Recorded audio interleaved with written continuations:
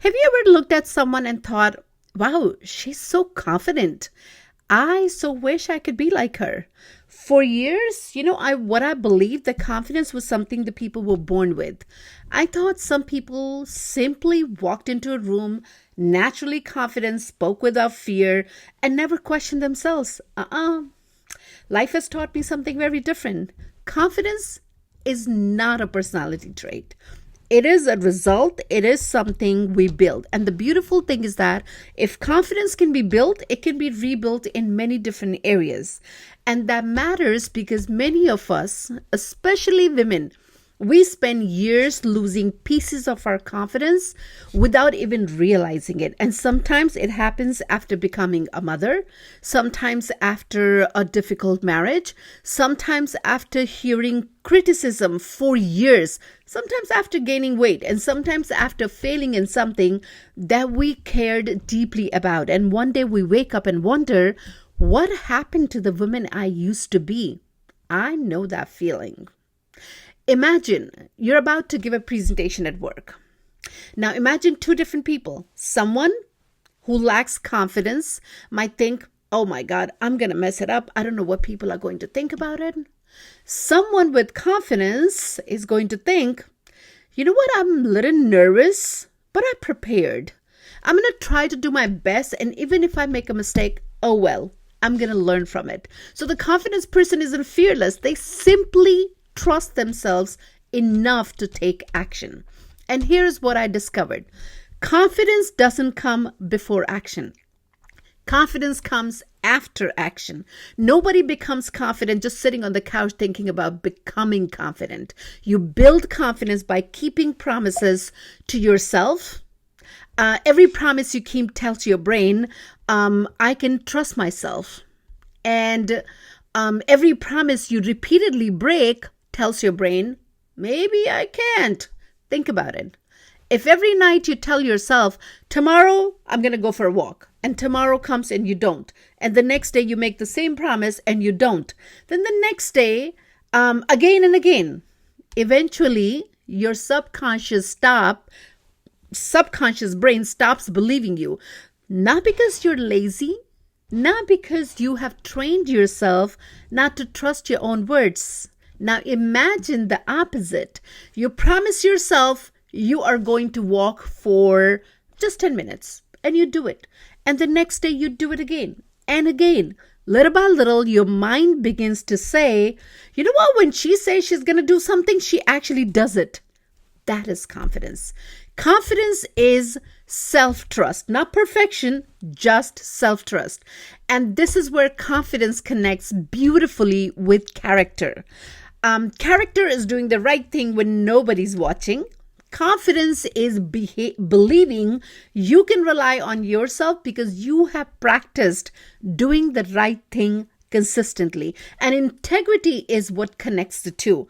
Integrity isn't about telling the truth to other people. Integrity is also telling yourself the truth. If I say my health matters to me, then my actions should reflect that. If I say family matters to me, my time, my calendar should reflect that. If I say kindness matters to me, my words should reflect that.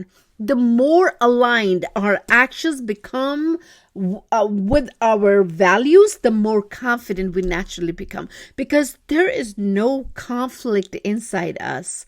There is only peace. And you feel that peace when you have the harmony with all of them. So some people confuse confidence with being loud. If I'm going to be loud in my social settings, I'm going to sound confident. Nope. That's not how it works. The most confident people I've met are not the loudest ones. They don't need to prove themselves. They don't need to win every argument. They don't need everyone to agree with them. Real confidence is quiet. It walks into a room without announcing itself. It listens.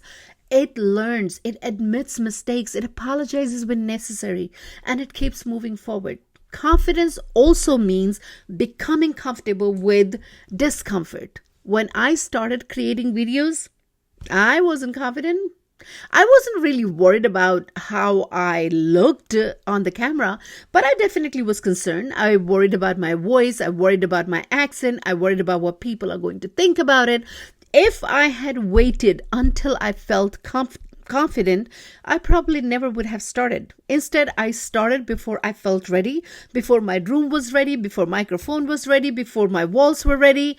Every video made the next one just a little easier. I didn't know anything about technology, That's how confidence grows, not in giant leaps, in tiny, repeated acts of courage.